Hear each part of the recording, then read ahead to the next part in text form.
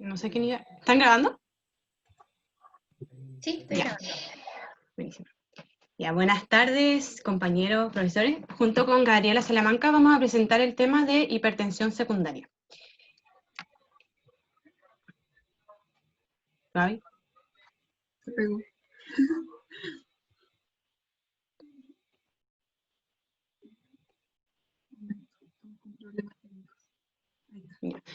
Como objetivo nos planteamos definir la hipertensión secundaria, identificar cuándo sospechar de una hipertensión secundaria, distinguir los principales cuadros etiológicos de una hipertensión secundaria, comprender la importancia de diagnóstico y manejo precoz y aplicar un algoritmo de estudio inicial en sospecha de hipertensión secundaria. Los contenidos que vamos a ver es la fisiopatología de hipertensión y los tipos, definir hipertensión secundaria y ver su epidemiología, y ver la importancia de detectarla de forma precoz, ver cuándo sospechar de una hipertensión secundaria, ver las distintas etiologías según causa renal, endocrina y otras, presentar un algoritmo de manejo inicial y para terminar con unas conclusiones y caso clínico. Como podemos ver arriba a la derecha, tenemos que la presión arterial es volumen minuto por resistencia vascular. Estos van a estar determinados por distintos parámetros. El volumen minuto va a estar determinado por la precarga, la poscarga, la contractilidad cardíaca, la frecuencia cardíaca, y la resistencia vascular por el diámetro del vaso, por la longitud del vaso y por la viscosidad.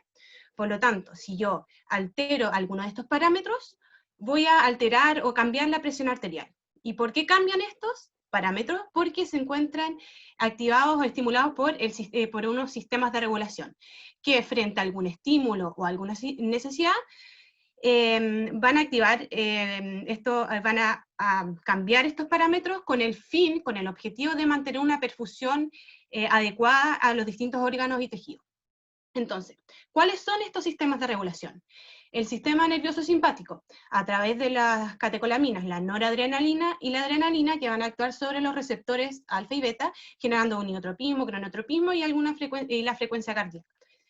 El sistema renina-angiotensina, a través de su producto final, la aldosterona, va a generar una reabsorción de agua, de sodio y eliminación de potasio. Y otros sistemas de regulación, como son el endotelio, a través de producción de sustancias vasoactivas, el péptido natriurético, a través de su función natriurética y vasodilatadora, y el proceso inflamatorio por la permeabilidad y producción de radicales libres. Entonces, frente a algún estímulo, estos sistemas se van a activar y van a cambiar estos parámetros para regular la presión y mantener una buena perfusión. El problema está que cuando esta presión se mantiene de forma elevada constantemente y estos sistemas de regulación se mantienen activos constantemente, van a producir unos cambios. Van a generar hipertrofia, remodelación, daño vascular, alteración en la estructura, y por ende van a generar un cambio en la presión, en la estructura de los vasos y del riñón, y también van a perpetuar esta presión arterial. El principal sistema que me va a perpetuar la hipertensión arterial en forma elevada va a ser el sistema renina-angiotensina. Como sabemos, el riñón sensa una hipovolemia. Va a liberar, a través del sistema ioxaglomerular, va a liberar renina, la cual va a ir hacia el hígado, va a transformar angiotensinógeno hacia angiotensina 1, la cual viaja al pulmón, donde por la ECA es transformada en angiotensina 2. Este es un péptido sumamente importante en esto de las alteraciones, debido a que además de activar la aldosterona y generar una reabsorción de agua, de sodio y eliminación de potasio, va a tener otras funciones, que son, está asociado como al daño endotelial, a la actividad profibrótica, proinflamatoria, activación de radicales libres, y lo que más nos importa a nosotros es que tiene una función en la vasoconstricción sistémica, y sobre todo en la vasoconstricción de la arteriola eferente. Esta vasoconstricción va a hacer que aumente la presión intraglomerular, por lo tanto va a haber una hiperfiltración y un aumento del tráfico de las proteínas. Todo esto va a generar que se produzca una esclerosis a nivel del glomérulo y una fibrosis a nivel de lo intersticial, generando un cambio en la estructura, en la morfología del riñón y por ende en su función, generando y perpetuando una presión arterial. Esto es importante que lo tengamos en cuenta a la hora de en la hipertensión secundaria y entender por qué es importante un diagnóstico precoz.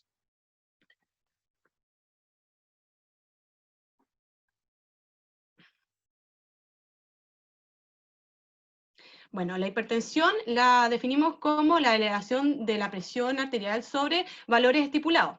En este caso podemos ver que la hipertensión grado 1 se define como la presión sistólica entre 130 y 139 y la diastólica entre 80 y 90. La hipertensión esencial es la presión alta sin una causa reconocible. Esta es multifactorial, se encuentra asociada al sedentarismo, a la obesidad, a la dislipidemia, pero por otro lado tenemos la hipertensión secundaria, que es la elevación de la presión arterial debido a una causa reconocible y que es potencialmente curable. Dentro de la epidemiología tenemos que el 26% de la población mundial es hipertensa y que el 27,6% de la población chilena es hipertensa. No tenemos datos duros de hipertensión secundaria debido a que, como su nombre lo dice, son distintas etiologías y son las distintas ramas de la medicina, las distintas especialidades que estudian estas causas. Pero lo que sí podemos decir es que el 5 al 10% de los hipertensos van a ser hipertensión, debido a una hipertensión secundaria.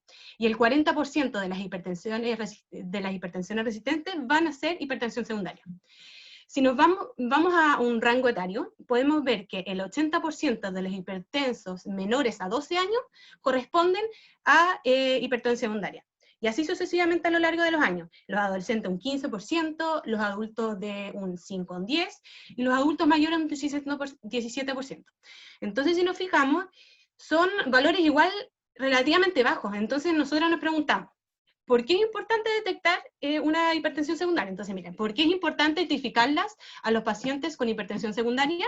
Uno, porque podría implicar un tratamiento médico o quirúrgico específico, porque modifica un enfoque terapéutico y facilita el tratamiento, porque puede ser manifestación de neoplasia hormonalmente activa. Y lo que tenemos que tener presente y quedarnos de esta presentación es que dentro de este gran grupo de hipertensos voy a encontrar un subgrupo, que son los de hipertensión secundaria.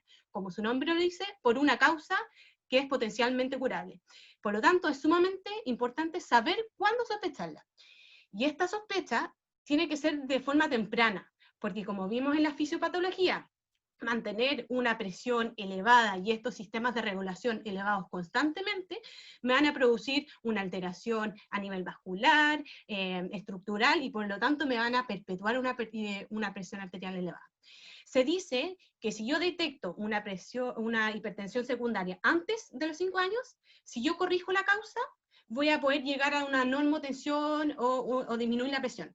Pero al contrario, si la hipertensión secundaria es detectada después de los 5 años, a pesar de corregir la causa que me está causando la hipertensión secundaria, la presión se va a mantener elevada debido a que ya está producido estos cambios estructurales y funcionales.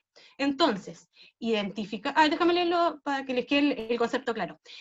Identificar precozmente una hipertensión secundaria permite una mejor tasa de curación posterior a la resolución de la causa y además se asocia a una reversibilidad del cuadro. ¿Cuándo voy a sospechar de una hipertensión secundaria?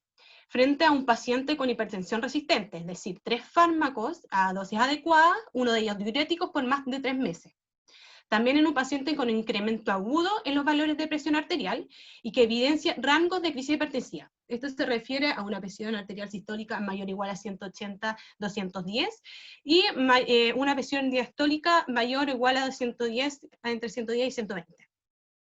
Además hay que sospechar en un paciente menor a 30 años de edad sin factores de riesgo asociados a hipertensión. Esto se refiere a sedentarismo, obesidad, la raza o fármaco. También hay que sospechar en una hipertensión maligna. Esto se refiere a pacientes con hipertensión severa asociado a un signo de daño órgano blanco. Esto se refiere a alguna alteración ocular, alguna nefropatía, alguna alteración del sistema nervioso central o alguna cardiopatía. Y por último, sospechar en una hipertensión de inicio precoz, es decir, antes de la pubertad. En esta podemos ver las distintas causas de hipertensión y podemos ver que la causa renal es muy frecuente. La enfermedad renal parenquimatosa corresponde al 50% y la enfermedad renovascular un 10%. Después podemos ver causas endocrinas, donde el hiperaldosteronismo lleva un 15% y el Cushing ya va a un 0,6%. Después tenemos otras causas, y si nos damos cuenta tienen un porcentaje muy bajo, como la coartación aórtica, los fármacos, el freocromocitoma, pero la importancia que radica aquí, y lo que dijimos antes, es que si los logro identificar a tiempo, puede ser que al corregir la causa pueda reversir, pueda disminuir los niveles de presión arterial. En esta diapositiva quisimos clasificar según etiología, que es lo que nosotros nos vamos a enfocar en la clase para poder ordenarnos, donde están las causas renales, endocrinas y otras. En las renales tenemos la enfermedad renovascular y la enfermedad del parénquima renal. En las causas endocrinas tenemos el hiperaldosteronismo primario, el síndrome de Cushing, el feocromocitoma y el hipo e hipertiroidismo. Otras tenemos el SAOS, coartación aórtica y fármacos. Quisimos mostrarle la según edad, debido a que según nos va a servir en la anamnesis para sospechar según edad qué causa puede estar causando esta hipertensión secundaria. En niños, la enfermedad del parénquima renal, en adolescentes la coartación aórtica, en adultos volvemos a ver la enfermedad del parénquima renal y la disfunción tiroidea, perdón, eso era en adultos jóvenes. En adultos ya aparecen las enfermedades endocrinas y en adulto mayor vuelve a aparecer las causas renales. Por lo tanto, vamos a partir con las causas renales, donde encontramos la enfermedad del parénquima y la renovascular. La enfermedad del parénquima renal, como su nombre lo dice, es una alteración del riñón, que esta va a poder ser producida por distintas patologías y cada patología va a producir su fisiopatología. Entonces, ¿cuáles son las que destacamos nosotros? La glomerulonefritis aguda, la enfermedad renal poliquística, los tumores, la vasculitis, la pielonefritis crónica. Todas estas enfermedades lo que tienen en común es que van a producir un daño en el riñón. Por lo tanto, van a disminuir sus nefronas funcionales y lo que van a generar es una activación del sistema renina-angiotensina con todos los componentes que hemos dicho antes. Por lo tanto, va a generar un aumento de la presión. Y también va a generar que no se sabe mucho, pero genera una hiperactividad del sistema simpático que también genera un aumento de la presión. ¿Cuándo voy a sospechar de la enfermedad del parénquima renal? Bueno, como dijimos, está producido por distintas patologías, y cada patología tiene su sintomatología, por lo tanto, síntomas asociados a cada causa. Es lo primero que nos hace sospechar de una enfermedad del parénquima renal.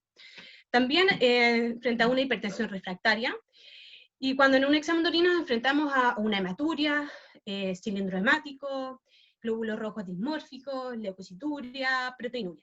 Entonces, frente a la sospecha de un parénquima renal, mi primer tamizaje o mi primer estudio va a ser una creatinina sérica y nitrógeno urétrico, los cuales van a estar aumentados. La orina completa, la cual acabamos de decir sus características, y va a ser una ecografía renal. Y con respecto a la enfermedad renovascular, esta se produce por un compromiso primario de la arteria renal y su principal rama, que produce una disminución del lumen y por ende una disminución del flujo. Esto puede ser causado por la arteriosclerosis en el 90% de los casos, y debemos sospecharla ante un paciente mayor de 50 años, tabáquico, dislipémico. En cambio, la displasia fibromuscular corresponde a un 10% de los casos, y debo sospecharla en una mujer joven. Ambas tienen en común que van a generar una disminución del lumen, disminución del flujo, por lo tanto, una activación del sistema renina-angiotensina y una activación y aumento de la presión arterial. Ambas generan una hipertensión arterial y una nefropatía isquémica. ¿Cuándo voy a sospechar de ella? El deterioro, lo principal es el deterioro de la función renal relacionado con el tratamiento antihipertensivo.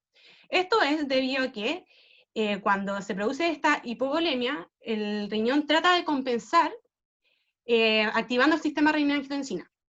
Por lo tanto, si yo con un tratamiento antihipertensivo suprimo el sistema renina-angiotensina, esta contrarregulación se va a acabar y por lo tanto se va a disminuir la función renal. Entonces esa es la principal sospecha de una enfermedad renovascular. Después podemos decir con un debut con crisis hipertensiva, paciente con arteriosclerosis generalizada, un paciente con un riñón atrófico o con asimetría renal, más de 1,5 centímetros y sin una causa aparente, un paciente con EPA o insuficiencia cardíaca refractaria, más deterioro de la función renal, y una hipertensión y soplo abdominal lateralizado. Anda una sospecha renovascular. Mi estudio va a ser la creatinina sérica, que puede ser que esté normal porque el riñón esté compensando, y voy a hacer una ecografía renal con ecodoppler para evaluar las arterias renales, asimetría y volumen renal. En la primera imagen, en la superior, podemos ver que el diámetro, hay un diámetro adecuado y un flujo normal. Pero si lo comparamos con la imagen de abajo, podemos ver que el diámetro está disminuido y por lo tanto hay un menor flujo. Entonces, de acá es importante destacar que en un paciente hipertenso que presenta un deterioro rápido de la función renal, al comenzar un tratamiento con IECA o ARA2, debemos sospechar de una causa renal, específicamente la renovascular. Ahora, entrando a las causas endocrinas, tenemos el hiperaldosteronismo primario, feocromocitoma, el síndrome de Cushing y el hipertiroidismo. El hiperaldosteronismo primario se refiere a la producción excesiva de aldosterona. Y esto es debido a una hiperplasia suprarrenal bilateral, que corresponde al 65% de los casos, y a la adenoma suprarrenal en el 35% de los casos. Esta producción es autónoma, no está ligada al sistema renina-angiotensina, por lo tanto voy a tener un aumento de la aldosterona, pero no va a estar activo el sistema renina-angiotensina, por lo tanto la renina va a estar disminuida. La aldosterona va a generar, como habíamos dicho, un aumento de la reabsorción de agua, de sodio y de la eliminación de potasio. Y va a generar, por lo tanto, un aumento del volumen sanguíneo y de la presión arterial. ¿Cuándo voy a sospechar de un hipertiroidismo primario? Cuando tengo una hipertensión asociada a una hipocalemia. Esto se da en el 30% de los casos, por lo tanto, sí es sugerente, pero generalmente no lo voy a encontrar. Entonces tengo que saber sospechar en otras circunstancias, como por ejemplo en la hipertensión refractaria a tratamiento, en un incidente alomadrenal, en la hipertensión, en una historia de hipertensión o accidente cerebrovascular en familiares menores de 50 años, en pacientes jóvenes y en un antecedente familiar con hiperaldosteronismo primario. Entonces, ante la sospecha, nuestro estudio primario, nuestro estudio inicial o tamizaje, va a ser medir la aldosterona sérica, que dijimos que iban a estar aumentadas, la actividad renina plasmática, que van a estar disminuidas, y lo más importante acá es la relación aldosterona plasmática, aldosterona plasmática, actividad renina plasmática. Que esto, como es una relación, vamos a tener la aldosterona que está aumentada arriba, y la renina abajo, que está disminuida, por lo tanto, esta relación, el valor va a ser alto. Entonces, un valor de esta relación mayor a 25 me va a sugerir un hiperaldosteronismo primario. Es importante tener en cuenta esta relación, que por lo tanto, si altero o modifico uno de esos parámetros, voy a modificar también la relación. Entonces, a la hora de tomar el examen de esta relación, voy a tener que tener presente que tiene que ser tomada temprano, entre las 8 y las 10 de la mañana. Voy a tener que evitar consumo de sal, estos alimentos altos en sal como la soya, el tocino, y tenemos que tener presente que existen fármacos que modifican esta relación, porque actúan a nivel del sistema renina-angiotensina, alterando las concentraciones de estas dos, de la aldosterona o de la renina. Por lo tanto, si es que yo tengo un paciente que está en tratamiento con tratamiento hipertensivo y quiero tomarle este examen, voy a tener que cambiar cambiar el beta-bloqueador, el AINE, el IECA, que me está alterando la relación, cambiarlo por un doxazoxina, que no altera esta relación. Porque como dijimos, los otros actúan a nivel del sistema renina-angiotensina, cambiando la relación y generando falsos positivos o negativos. Entonces, al dar este fármaco, voy a poder tener una buena sospecha ante este examen. El síndrome de Cushing corresponde a un conjunto de síntomas y signos que se producen debido a la producción excesiva de cortisol. Esto puede ser de manera endógena o exógena, al administrar fármacos, un tumor hipoficiario o a un aumento primario de la producción de cortisol. Y lo primero que tenemos que tener claro es que existe una enzima que se llama la 11-beta deshidroxiesteroide deshidrogenasa, que lo que hace es transformar el cortisol a cortisona. Lo que pasa es, bueno, el cortisol es el activo, y lo que pasa es que cuando hay un exceso de cortisol, esta enzima se va a ver saturada, por lo tanto no voy a poder transformar todo el cortisol a cortisona, entonces voy a tener elevado el cortisol, que es el activo. Esto va a ir a actuar al sistema adiposo, generando obesidad central, disfunción ovárica, testicular, y lo que nos importa a nosotros es que va a ir a actuar sobre los receptores mineralcorticoides, generando una hipertensión arterial, debido a que actúa como la aldosterona, generando reabsorción de agua, de sodio y eliminación de potasio.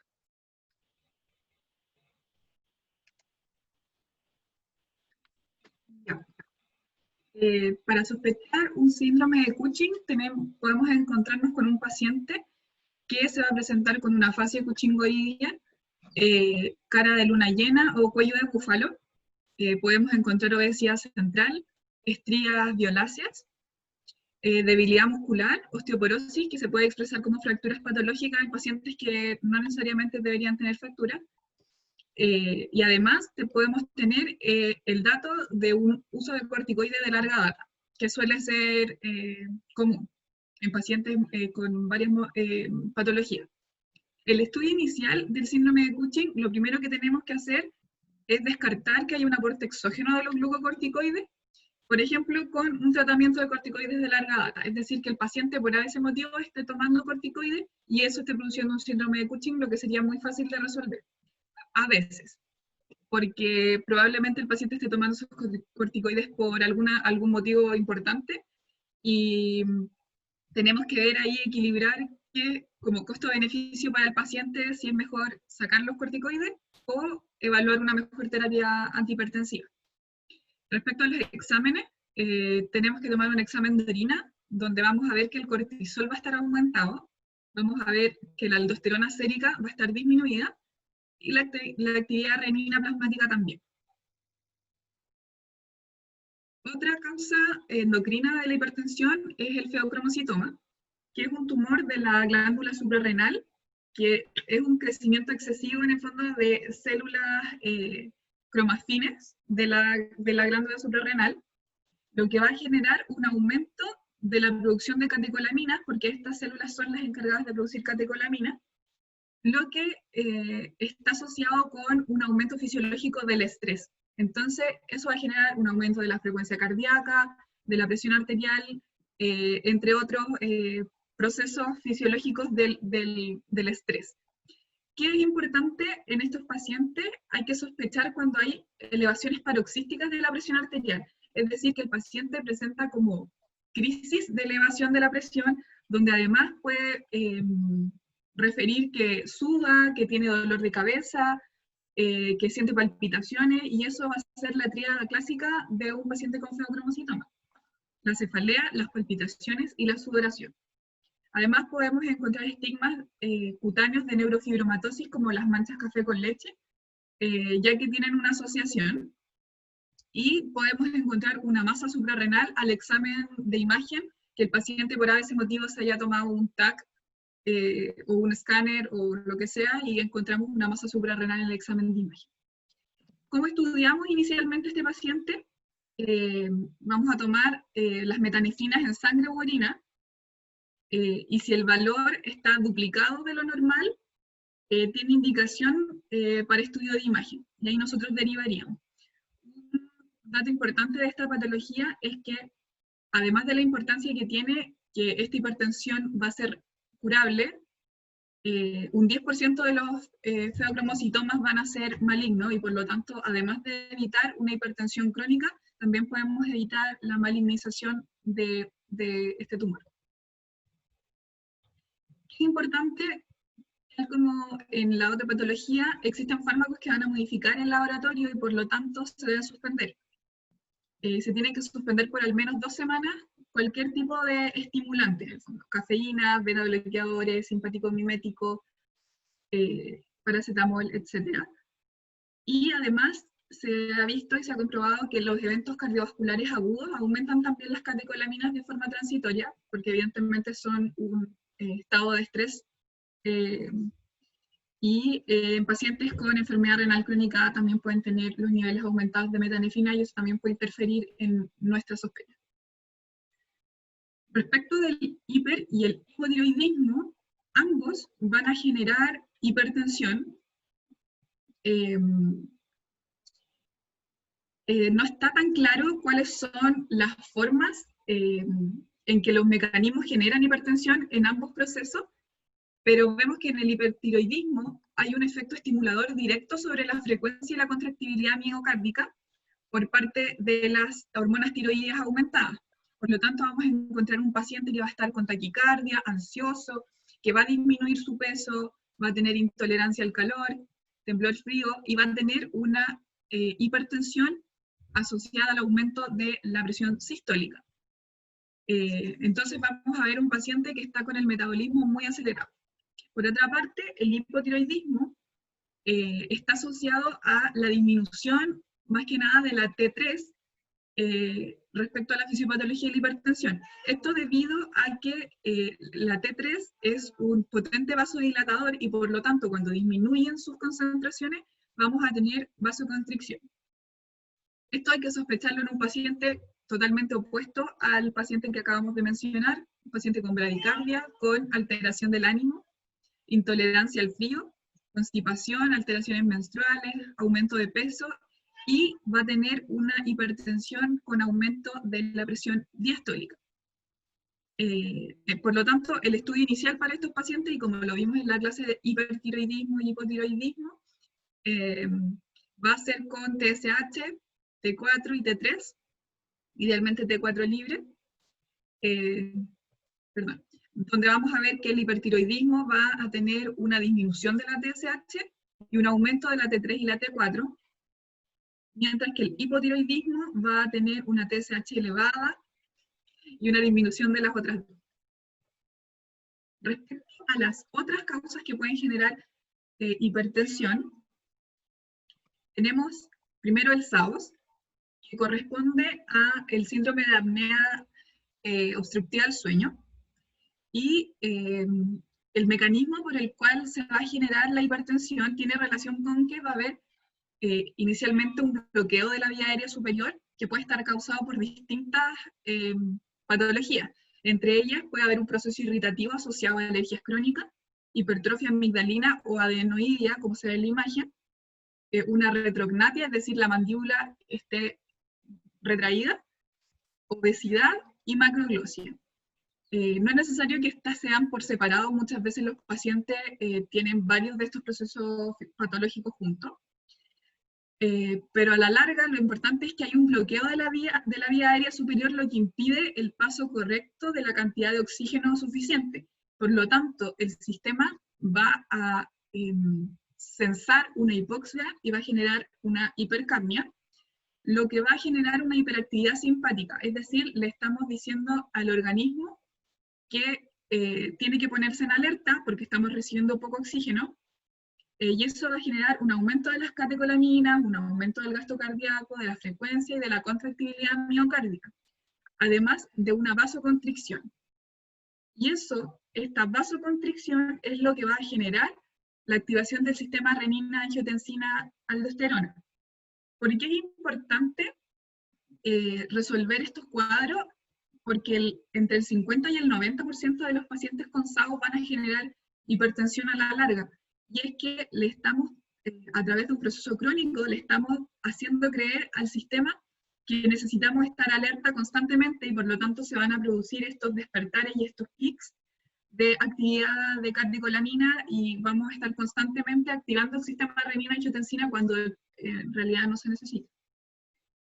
¿Cuándo sospechar en un paciente el SAOS? Bueno, un paciente con deprivación de sueño, que está somnoliento, con nicturia, fatiga, dolores de cabeza, ronquido. En realidad los pacientes con SAOS tienen súper claro que duermen mal, que roncan, que se despiertan en la noche, es algo súper como evidente.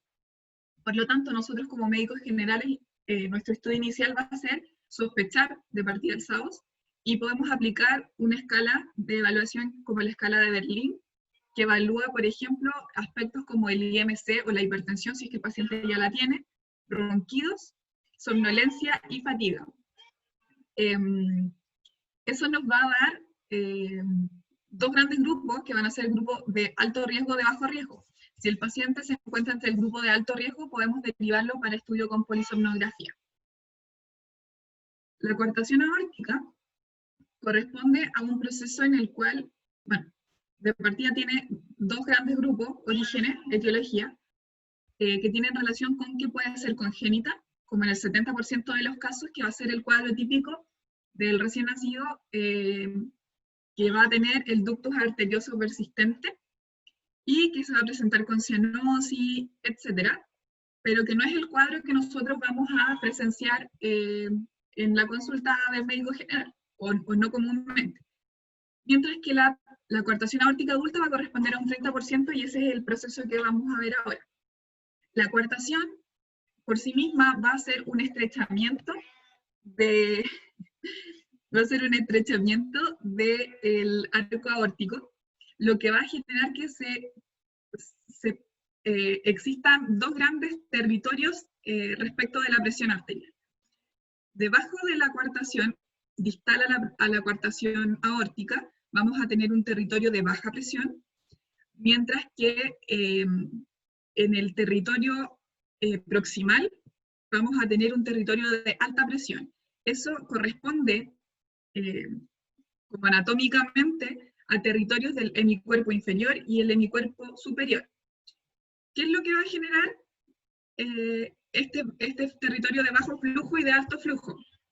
Que el paciente va a presentar una hipotensión en el hemicuerpo inferior, que se puede presentar como claudicación, hipoperfusión renal, hipertrofia ventricular izquierda a la larga y asimetría de los pulsos periféricos. Mientras que en el hemicuerpo superior, por el aumento de presión que se va a presentar, vamos a tener que hay un mayor riesgo de aneurisma, riesgo de disección aórtica, entre otros síntomas como cefalea, rubor, etc. ¿Qué tenemos que hacer frente a un paciente en el que sospechamos una coartación aórtica? Es tomar un ecocardio, idealmente con Doppler. La idea de esto es poder evidenciar esta coartación aórtica, el estrechamiento, además de la dilatación que se va a producir inferior al estrechamiento. En esta imagen de una eco podemos ver que allí está la aorta, esta es la válvula y este es el ventrículo izquierdo. Vemos que hay un aumento, una dilatación de la aorta justo por debajo de este pequeño estrechamiento que se ve aquí. Y eso es un signo de coartación aórtica que puede estar produciendo este cambio de territorio, o sea, de presión en los distintos territorios. Además, podríamos verlo en un electrocardiograma con signos de hipertrofia ventricular izquierda, pero esto se da más en pacientes que ya tienen un proceso avanzado. Respecto a los fármacos, el punto importante de esta diapositiva es que existen muchos fármacos que pueden generar hipertensión. Por ejemplo, los AINES y los COX-2, que lo que hacen es aumentar el volumen por retención de agua y sodio, que como ya vimos en todos los otros procesos fisiopatológicos, van a generar un aumento del volumen intravascular y por lo tanto de la presión sanguínea. Por otra parte, los ACOS, combinados con estrógeno y progestina, tienen activación del sistema de renina-angiotensina. El alcohol va a generar una activación del sistema nervioso simpático. Los antidepresivos, que van a aumentar la actividad adrenérgica, corticoides e inmunosupresores, disminuyen la efectividad de las hormonas vasodilatadoras. Y además, otros elementos que pueden afectar la presión arterial son las bebidas energéticas, la cafeína y la hierba de San Juan. Todas están asociadas a un aumento del metabolismo, a la producción de elementos vasoactivos que van a generar un aumento de la presión. Ya llegando casi al final de la presentación, vemos entonces que el algoritmo de manejo inicial para nosotros debería ser más o menos como el siguiente. Vamos a recibir un paciente hipertenso,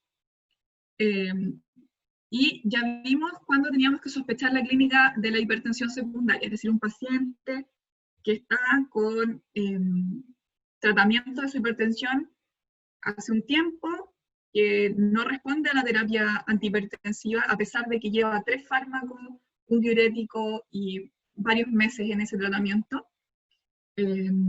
O podemos encontrarnos con un paciente muy joven que está generando una hipertensión muy alta, etc. Y nuestro primer approach tiene que ser de partida la anamnesis y el examen físico, que nos va a permitir descartar grandes cosas. Primero, el SAOS es muy descartable a partir de la anamnesis. Y los fármacos. Siempre prestar atención a los fármacos que el paciente consume. No solo preguntar por fármacos que se consumen por enfermedad crónica, sino que también, por ejemplo, el uso de AINE para los dolores de cabeza, en las mujeres el uso de ACO, en los hombres el uso de sustancias como los preentrenos y ese tipo de fórmulas energizantes que pueden afectar en el fondo la presión arterial. Además, en el examen físico podemos descartar algunos elementos, por ejemplo, del síndrome de Cushing, también, como acabamos de ver, de la coartación aórtica, tomando los pulsos, que deberían estar asimétricos, etc. Siempre estar muy atentos a la anamnesis y al examen físico para descartar cosas y para sospechar cosas. Cuando ya tenemos más o menos una sospecha, lo que podemos hacer es tomar exámenes y orientar nuestro diagnóstico a los 3 grandes grupos que nosotros hicimos hoy día. El más importante es el de origen renal, debido a que es el más frecuente, y nuestra primera línea de exámenes que vamos a tomar es la creatinina, la urea y la orina completa, que nos van a hablar de la función, de cómo está la función renal. De segunda línea, o idealmente, si pudiera pedirse todo junto, una ecografía renal y un ecodoppler. Por otra parte, si pensáramos que es una hipertensión que tiene origen endocrino, empezamos a sospechar que la paciente podría tener un hipertiroidismo o un hipotiroidismo, la primera línea sería tomar una TSH, T4 y T3. Si no tiene relación con algo asociado a la tiroides, podemos pensar en un hiperaldosteronismo si es que cumpliera con la clínica y pedir metanefrinas urinarias. Ya habiendo resuelto estos 2 grandes grupos de la hipertensión de origen renal y endocrino, tenemos opciones que son mucho más pequeñas. Además ya descartamos los fármacos. Entonces ahí hay que ir a exámenes más específicos de causas más raras que puede tener la hipertensión del paciente. Es importante recalcar que solo un 10% de todas las hipertensiones secundarias van a ser realmente, de las hipertensiones resistentes van a ser realmente resistentes, verdaderamente resistentes. Entonces, la mayoría de las hipertensiones resistentes son secundarias, como vimos, y van a tener una resolución o al menos un manejo. Conclusiones. El diagnóstico de estos pacientes está orientado siempre en la sospecha clínica y en la confirmación con exámenes complementarios. Como dijimos antes, la anamnesis y el examen físico son muy, muy importantes para la sospecha. Las causas más frecuentes de hipertensión secundaria van a ser las enfermedades renales, el hiperaldosteronismo primario, la hipertensión inducida por fármacos y el SAPS. Por eso nos enfocamos en el manejo inicial de esas patologías. Lo más importante, como lo dijo la Trini, es detectar precozmente las hipertensiones secundarias que sean de causa curable, porque mientras más tardío es el diagnóstico y el manejo, más daño e irreversibilidad vamos a tener en el organismo. Además, nosotros como médicos generales tenemos que enfocarnos en la sospecha y el estudio inicial de las patologías. Nosotros les dimos en esta presentación más o menos cuándo sospechar y cómo comenzar el estudio inicial, pero no vimos tratamientos ni manejo avanzado en el fondo, porque son patologías que van a ser derivadas a otras especialidades como endocrinología, nefrología. Por lo tanto, nuestro rol como médicos generales más que nada es sospechar, estudio inicial con algunos exámenes y poder derivar si es que eso fuera necesario. Eso. Gracias. Ah, no lo voy a dejar aquí. No sé si hay preguntas en el chat, porque no puedo verlo.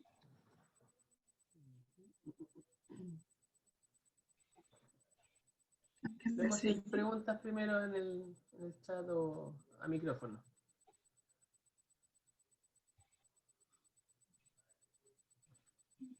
Estoy viendo el chat.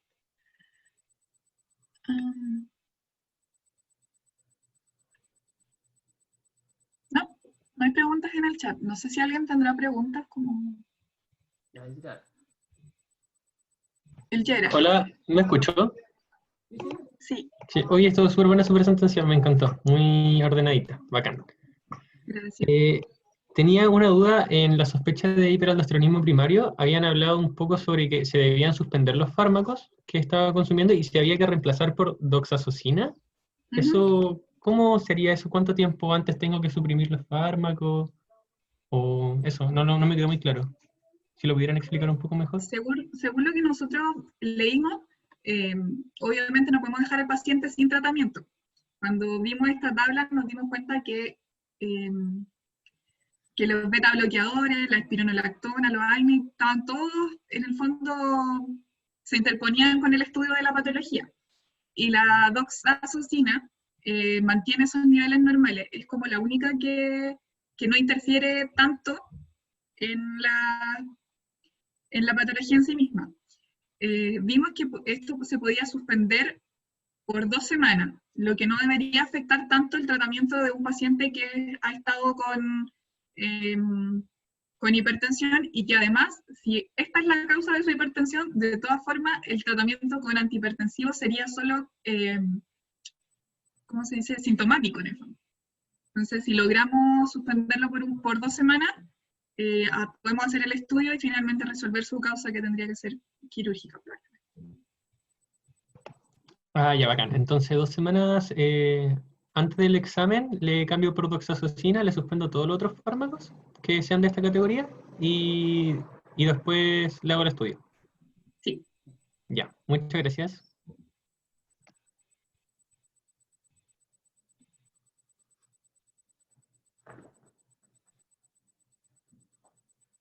No sé si hay más preguntas.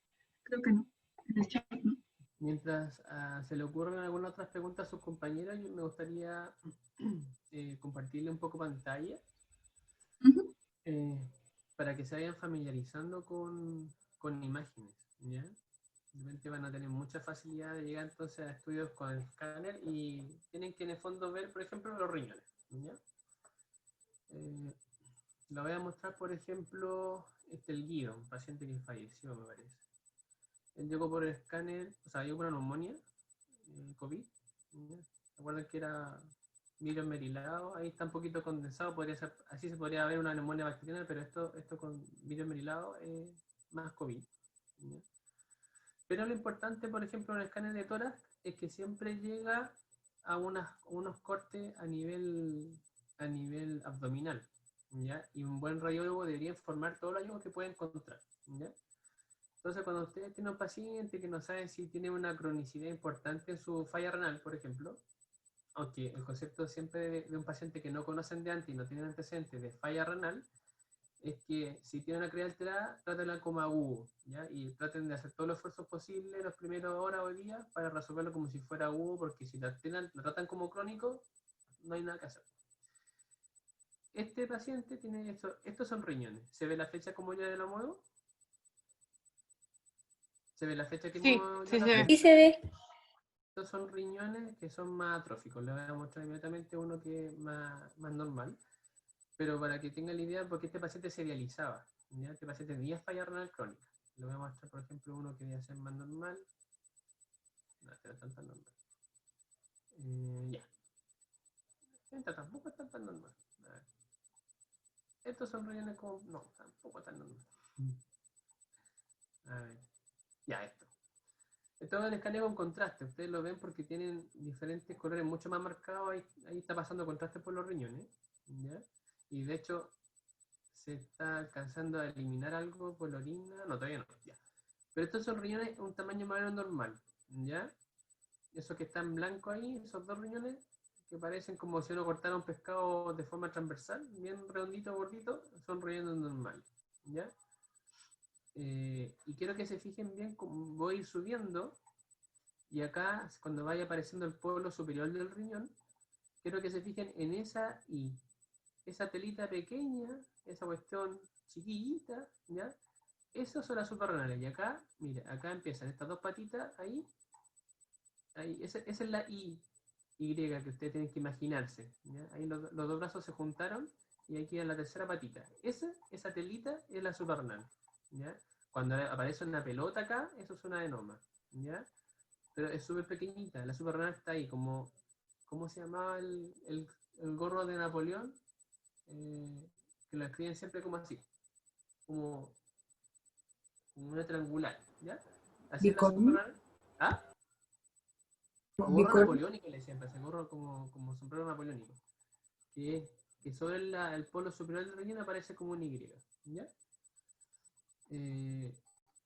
Esto, por ejemplo, es sin contraste, pero uno ve que el riñón en general está gordito, ¿ya? Ocupa un buen espacio, está casi pegado al hígado. En realidad, es una persona, bueno, este es bien obeso, fíjese todo el panículo adiposo que tiene ahí, ¿ya? Esto es pura grasa. Ya, pero así todo, los riñones como que tienden a topar al vaso. Ahí está el vaso. Ahí está el vaso. Ese es el vaso. ¿Ya? Ahí está el riñón casi pegadito. De la misma forma que el riñón derecho está pegadito al hígado. ¿Ya? Es gordito. Si ustedes los comparan con este, miren. Se dan cuenta que está como, parece un salchichón nomás, como hecho U, ¿ya? Pero no como un pescado gordito. Los pescados no tienen esa bolladura, esos son daños previos, puede ser pielonefritis, ¿ya? Pero vamos a buscarle las suprarrenales. Fíjese, ahí está la suprarrenal, que es la Y, ¿ya?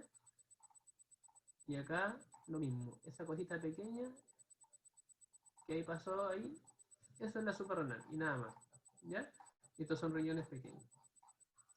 Ya, eso me interesa que ya vayan haciendo ojo de cómo se ve un riñón más o menos dañado. Bueno, hay otros que son más delgaditos y otros que son más normales en un escáner, ¿ya? ¿Apareció alguna pregunta? ¿No? Ya. Entonces vamos con el caso clínico. Dale, Trini, o no sé. Si pueden poner la presentación.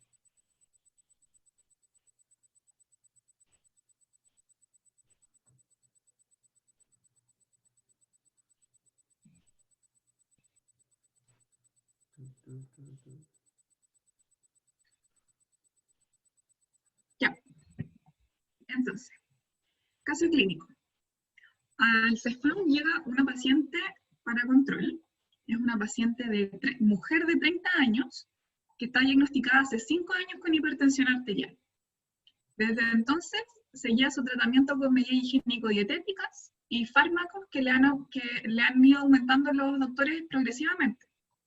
Actualmente está en tratamiento triple, con enalapril, hidroclorotiazida y amlodipina.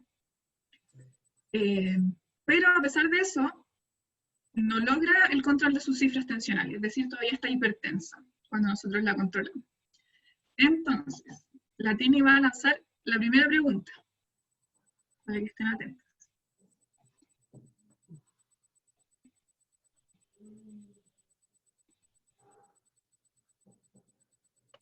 Ahí está, ¿o no? ¿Se ve? Sí, sí apareció. Sí, Trini sí apareció. Gracias.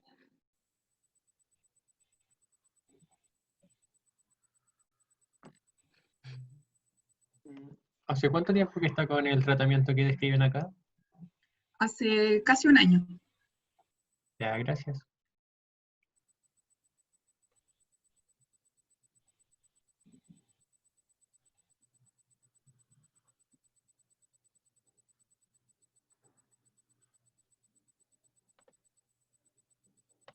Ya, la paré.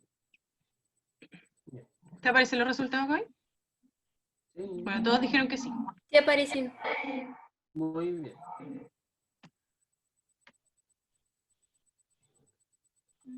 A mí Ya, no Gaby, me dale. sale.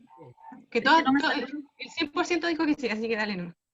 Ah, ya, perfecto. Ya, entonces comenzamos con nuestro estudio. La diapo avanza. Ya, le preguntamos algunos antecedentes personales a la paciente y nos dijo que, además de los fármacos que toma para la hipertensión, solo toma paracetamol para la migraña. Además menciona que cuando estuvo embarazada tuvo hipertensión, pero cuando indagamos en ese dato, nos dimos cuenta que era una hipertensión pregestacional, o sea, ella ya tenía hipertensión y no tuvo preeclampsia. Además, en datos quirúrgicos tenemos una colecistectomía en el 2004. Como antecedentes familiares, mencionan que su mamá y su tía son hipertensas, pero no tuvieron enfermedad cardiovascular prematura. Respecto a sus hábitos, la paciente es fumadora de 20 cigarrillos al día desde los 18 años. No consume alcohol ni drogas. Entonces viene la segunda pregunta.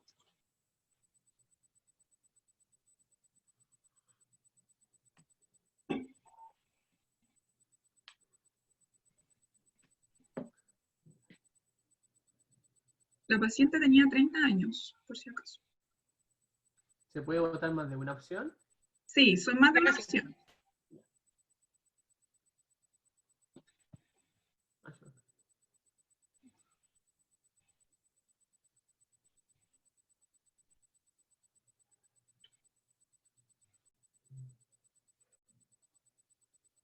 Ujú.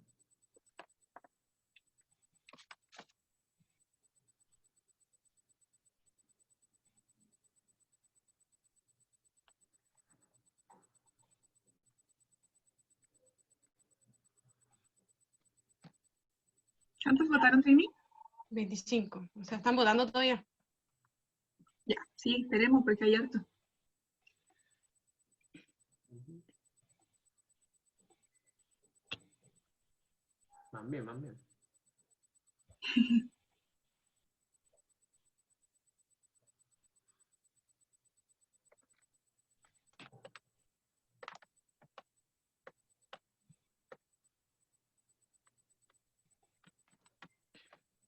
Ya, la voy a parar porque se estancó. Te voy a mandar una foto, Gaby, para que veáis los resultados si es que no los puedes ver, ¿ya? Ya. No, ahí me salieron. ¿Te aparecieron? Lo estoy viendo en el teléfono. Ya. La opción que tiene más, ¿compartiste los resultados acá para que los vea la chiquilla? Sí. Sí, sí. Ya. El 90% votó por mujer joven. Muy importante, porque como vimos entre las patologías, que sea joven de 30 años con hipertensión AC5 igual es como grave. La segunda más votada es una hipertensión de inicio temprano. Tiene que ver con lo que acabo de decir. Y una hipertensión resistente. Esas son las tres más votadas. ¿Puedes El uso comentar de- las que son menos? Eso, el uso de enalapril prolongado solo tuvo un 3%. ¿Por qué creen que no podría generar eso hipertensión? No sé si alguien quiere hablar, contestar por el chat.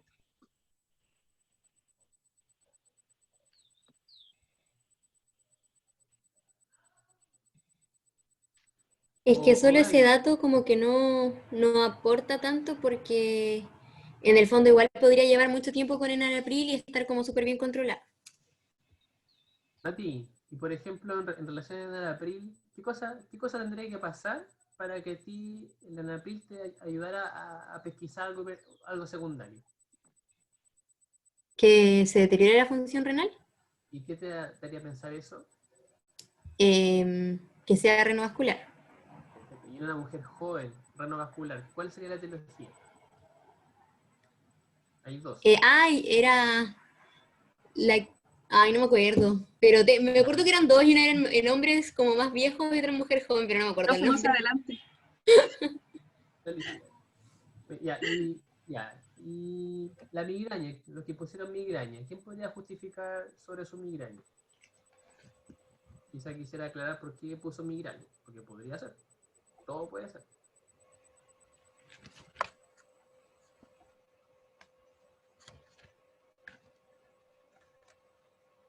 No de lo que puso migraña.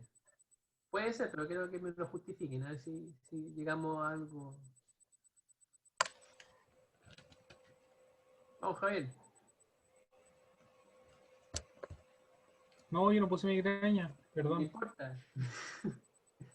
¿En qué ocasión la migraña podría ser un signo de alarma? Oh, no sé. Es No que sé. Digamos que tiene era... migraña. Pero ¿qué características específicas tendría que tener la migraña para que tú te hagas sospechar que es secundaria? Ah, pero como cefaleas, así como Italia o algo así. Como ¿Ah? que hagan sospechar de algún tumor. O a lo mejor lo que estaban diciendo las chiquillas que se acompañe de palpitaciones. ¿Qué más Esa era? persona tenía Sudoración. migraña. Esa persona tenía migraña, porque muchas tienen migraña. ¿Qué cosa te llama la atención de lo que tendría que relatar a esa persona frente a la migraña?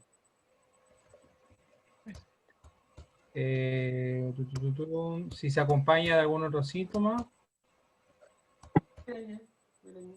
Lo tiene de los 13 años. ¿Qué tendría que llamarte la atención en su migraña específicamente para que tú digas, ah, esto no es migraña nomás? Que, Así se te ocurre. no, pasa palabra, no me acuerdo. No, no sé. Si cambia el perfil, o sea, a mí me duele la mitad de la Ah, cabeza, claro. con esto gatillante, realmente me empezó a doler porque sí, sin estrés, sin nada, y otro dolor. Entonces, es importante siempre preguntar cómo el dolor y si el perfil ha cambiado, ¿ya? Bueno, Ya. ¿Quién podría hablarme de daño de órgano blanco que quería buscar? Los que pusieron, o los que no pusieron, cualquiera, cualquiera. ¿A qué se refieren con daño de órgano blanco? Denme un ejemplo.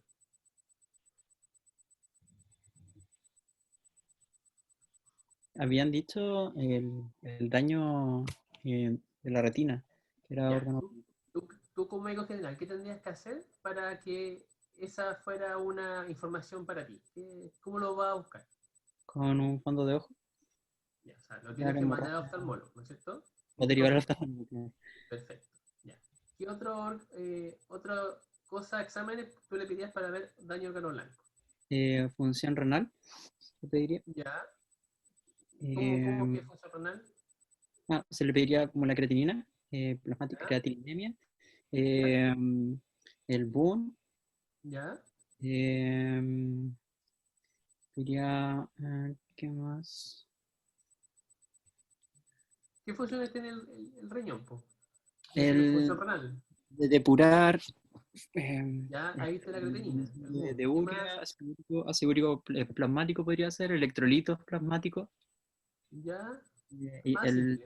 la fracción excretada de sodio. mm, De eso como albúmina. renal, no renal. Orina. la orina, Orina. Porque ¿qué es ya, lo que hace el riñón en la orina? ¿Qué es lo que no hay en la orina normalmente? proteínas, Proteína. glucosa. La función del riñón es recobrar las proteínas y si se escapan, algo está pasando en el riñón, po. Varilla, cosas así. Entonces, tú le pides qué cosa.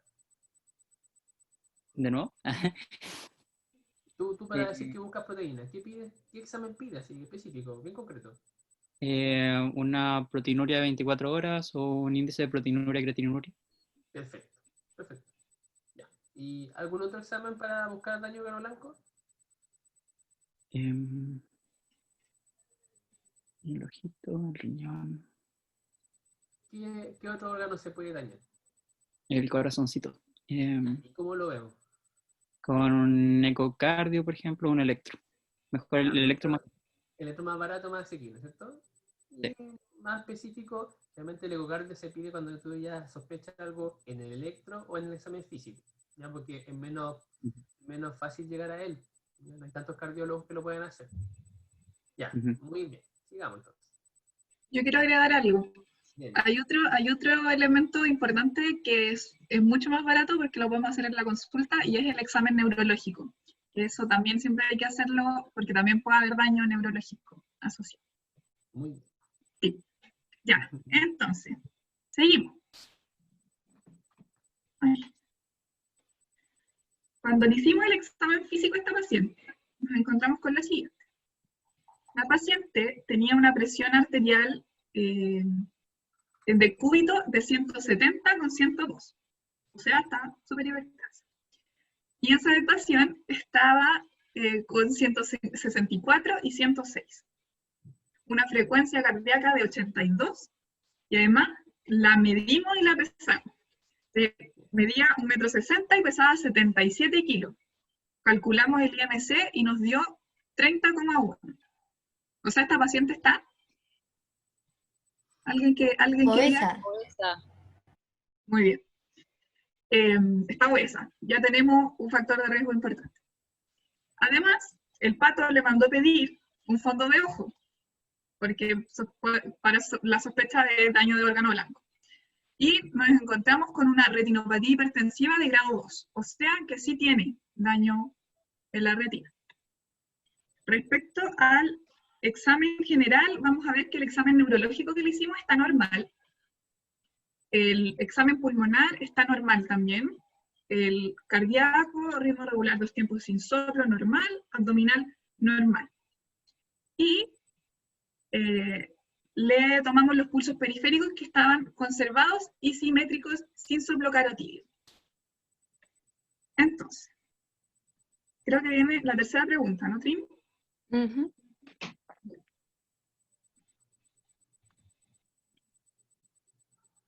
Entonces, con este examen físico, ¿qué le pedirían a esta paciente?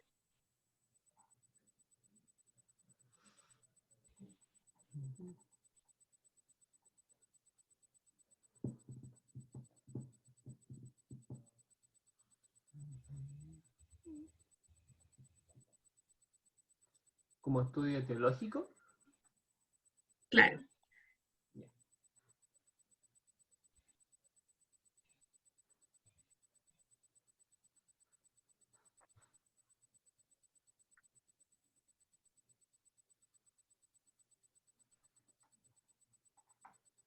Quizás les sirva de dato que en el examen general no encontramos nada alterado, o sea, estaba hidratada, no estaba sudorosa, no tenía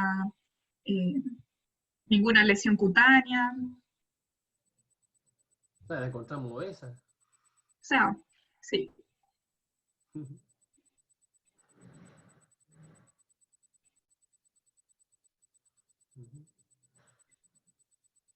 ¿Cuánto han votado, Trini?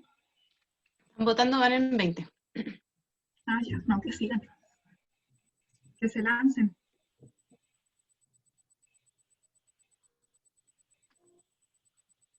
Ya, ese estanco lo voy a mandar.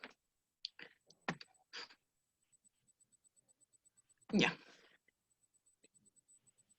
Ya, el 100% dijo función renal. Muy importante. Quiero saber por qué pensarían primero en una patología tipo renal. Alguien que me diga.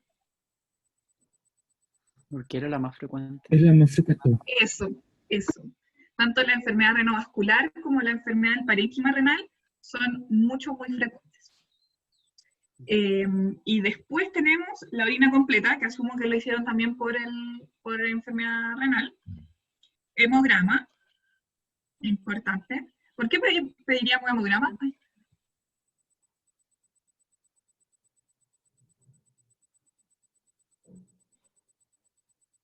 Para descartar una infección ¿Ya? O ver si hay anemia. también. ¿Causaría hipertensión? Pero una anemia sería más hipotensa, ¿no? Pero Pero una infección podría generar como una descompensación de su hipertensión. Pero si, por ejemplo, tienen la función renal disminuida, podríamos al mismo hemograma ver alteraciones en la serie roja, porque el riñón no está funcionando, por ejemplo, con la eritropoyetina. Y Y ahí vamos a ver, no sé, pues una anemia por, por lo mismo. Así es que fue muy crónico. Que igual tiene 5 años con la hipertensión, entonces no sé. A lo mejor el riñoncito está bien maldito. Ujú. Yo, profe, tengo un dicho para el hemograma, pero no sé si será bueno. Yo digo que el hemograma es como el vasito de agua, que no se le niega a nadie, siempre hay que pedir uno. Pero no sé si será, yo creo que sí aplica para defender a los chiquillos del hemograma. Ya, entonces vamos a analizar tu vaso de agua.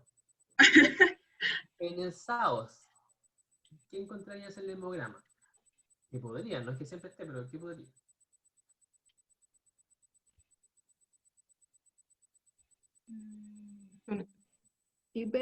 Hipereritrocitosis o no, ¿cómo se llama? Mucho Fuerte, no glóbulos escucho. Oligoglobulia. Poliglobulia. Perfecto, ya. En una enfermedad que viene con falla renal y hematuria, ¿qué estamos pensando? Dentro de todas las que pueden ser. Síndrome nefrítico. Ya, y síndrome nefrítico, ¿qué lo causa? Renal, po. Pero ya no es una cosa crónica, po, una Claro. cosa aguda. Entonces, ¿qué podríamos encontrar en el hemograma? Tal como sugerente de infección. De inflamación. Pero, por ejemplo, Eso. una vasculitis, una vasculitis ANCA positiva, un lupus, una mujer joven, hipertensa, puede ser lupus, ¿no es cierto? Que no sea una falla renal progresiva, sino que sea más o menos lentita. ¿Qué encontraríamos en el hemograma? En un lupus, por ejemplo. Anemia. Anemia normo o hemólisis. ¿No? Está todo Dentro de bajito. los criterios de lupus, la anemia, ¿cómo es la anemia exactamente? Hemolítica como criterio.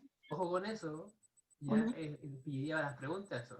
Los criterios de la anemia en el lupus es de hemolítica, ¿ya? Ya. ¿Y la VHS cómo estaría? Elevado. Aumentada. ¿Cierto? Ya. Muy bien. Ya. Démosle con otra respuesta. Por ejemplo, si yo quisiera pedir una polisomnografía, ¿qué otra cosa más barata podría hacer antes de pedirla? Un cuestionario. Sí, muy bien. Sí. Ya, ¿y qué diría? ¿A quién le haría el cuestionario? A ella igual se le podría hacer por su IMC, por su antecedente. ¿Ya? Pero ¿Es la una persona mujer que, ronca? claro, que duerme Bueno, con un ella. hombre también, pero... ¿Te va a decir la niña esa? No, si yo ronco. Así, como motor. ¿A quién le hace el cuestionario también? A los que viven con ella. A Los los que que duermen. duermen con ese, que puede. Claro. ¿Ya? Perfecto. Ujú. ¿Qué otra pregunta tienen ahí, Trini? ¿Pasamos a los exámenes que le tomamos o no? Porque aquí también, bueno, la polisomnografía tiene poquito porcentaje, así que bueno, porque no es caro y habría que derivarlo y se va a demorar. Y en verdad la paciente, a pesar de que tiene obesidad, no sé si tiene algún otro factor de riesgo, tendríamos que, como dijo el Javier, aplicarle el cuestionario para saber si tiene algún otro antecedente. Hace un ¿Te has- repaso de cada uno, po. ¿Estás pidiendo uno para qué? Por ejemplo, el electrolito, ¿para qué? Ya. Electrolitos tendríamos que verlo, bueno, en general y para la función renal. ¿Ya ahí? Pediríamos cortisol libre en orina, El potasio, tú dijiste que el potasio está en 30% de los casos de... sí, de feo, cromocito. No. No. De hiperaldosteronismo, siempre los cambio, de hiperaldosteronismo primario. Ya. ¿La metanefrina para qué? Por lo tanto, podría ser un indicador, como dijo la Trini, en el 30%, pero si no lo encontramos, no importa, no significa que no haya sospecha. Démosle nomás. Cortisol libre en ¿Ya? No Cushing, me escucho. Cushing, ¿ya? Metanefrina. Fibromusitoma. es feo. Ya. Muy bien. Y nos queda la relación aldosterona-renina, ¿Ya? que la pediríamos para Hiperaldo primario. CH. Iba a decir fagocitoma, no. No. Ya. Entonces, le tomamos los exámenes y nos salió lo siguiente. En el hemograma tiene una hemoglobina de 13. ¿Eso está? Bien. Normal. Ya. Tiene leucocitos de 5.000 y plaquetas de 180.000. O sea, el hemograma está normal. Las pruebas de función renal vimos que tiene una CREA de 0,9 y un clearance de creatinina de 102. ¿Qué les parece? Hola. O sea, como Normal. muy práctico. Si es que no tenía una función renal antes como muy distinta a esa, todo bien, creo. Que el clearance debería ser mayor a 90 ml al minuto, adecuado a su altura. Y la CREA está en rango normal. Perfecto. O sea, que Bien. podemos decir que no tiene una función renal afectada Ujú. por ahora. Yes. En el examen de orina completa no hay hallazgos de importancia. O sea, no encontraron ni proteinuria, ni hematuria, ni nada. En los electrolitos vemos que el sodio está en 140 y el potasio en 3,5. ¿Qué piensan de eso?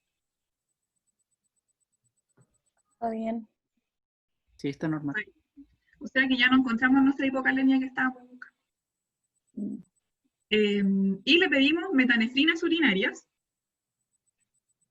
que dieron 18 miligramos por 24 horas.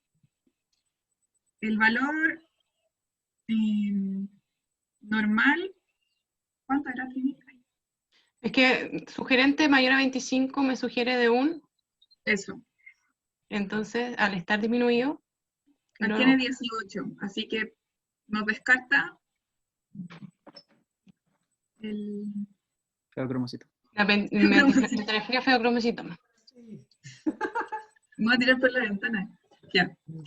Y la relación aldosterona-renina está en 11. Me perdí. Normal, ¿Cuánto era igual. lo normal de las metanefrinas? Es que No era la 20 relación. un aumento mayor a 25 me va a hacer sospechar de un feocromocitoma. Entonces, al estar disminuido, ya como que me alejo de ese diagnóstico y busco otros. ¿Y las Mayor a, metanefrinas? mayor a no, 25 no era para el índice. Podemos ir a la diapo de nuevo si es que quieren. Ay, creo que me equivoco.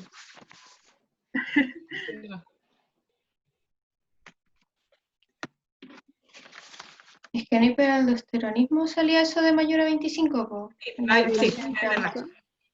Las metanefrinas, sí, tienes razón.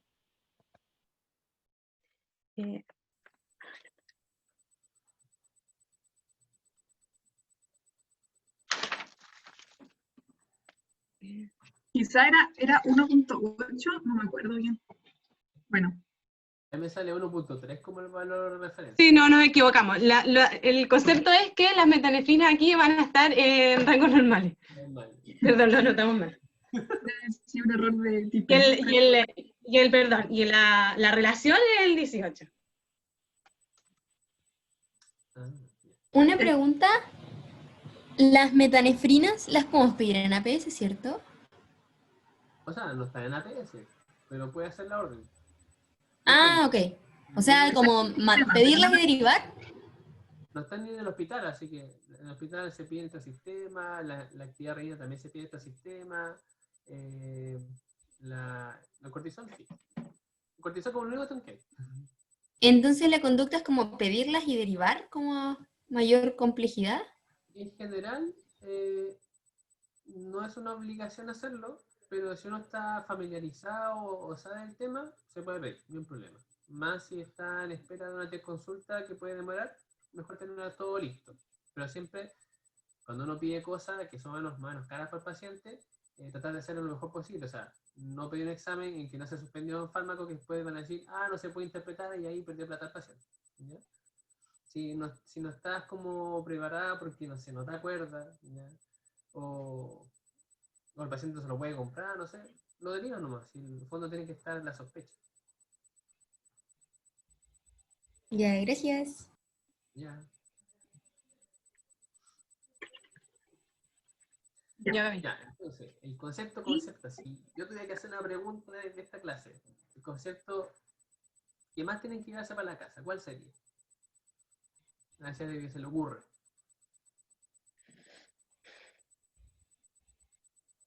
Como saber sospechar una hipertensión secundaria. ¿Por Como qué? estar atenta a... ¿Qué cosa? ¿Por qué? Porque es o sea, potencialmente curable. Pero, ¿cuándo? ¿Cuándo es potencialmente curable? Cuando Antes de los identificamos 5 su años. causa, ¿Pero cuándo? Antes de los 5 años. Antes de los 5 años, o sea, de pesquisa y derivación primaria. Unas causas no se pueden resolver, pero otras sí. O sea, cuando tengo un adenoma como causa, sí, quirúrgico. Si tengo una hiperplasia, no se puede sacar, hay que tratarlo nomás. ¿Ya? Pero es el concepto. La hipertensión secundaria como concepto que puede ser reversible y si se pesquisa antes de los 5 años, idealmente antes de los 2, no van a haber mecanismos que perpetúen y un tratamiento para hipertensión capaz que no lo requiera o sea mucho menos intenso. ¿Ya? Ese es el concepto de la clase, que lo deja también muy claro la chiquilla. Así que, terminamos, ¿cierto? Faltaba el eco. Perdón. Ya cerró ya, pero bueno. Le hicimos, por si lo quieren ver, hicimos una eco renal y un eco Doppler que mostró que había un tamaño disminuido del riñón derecho con retraso del aporte vascular del mismo riñón y una intensa afectación funcional, a pesar de que la paciente presentaba una función renal normal. Y eso es importante, porque recuerden que cuando hay patologías renales, el riñón siempre va a buscar compensar, como lo explicó la Trini, y por lo tanto ese método de compensación va a ser el aumento de la presión. Esta paciente no presentó una disminución de la función renal, probablemente porque la enfermedad renovascular que tenga no es severa aún, pero quizás más adelante sí la puede generar. Vemos aquí en la eco, bueno, aquí trataban de mostrar que el riñón estaba disminuido de tamaño, no sale el otro. Y en esta imagen de aquí abajo se puede ver, ahí pequeñito donde está apuntando la flecha, cómo hay una parte del flujo que está interrumpida. Y ahí se puede evidenciar que hay una estenosis de la arteria renal derecha. Eso. Ahora sí. Terminamos si quieren contestar eso. Ahora pueden preguntar cosas y...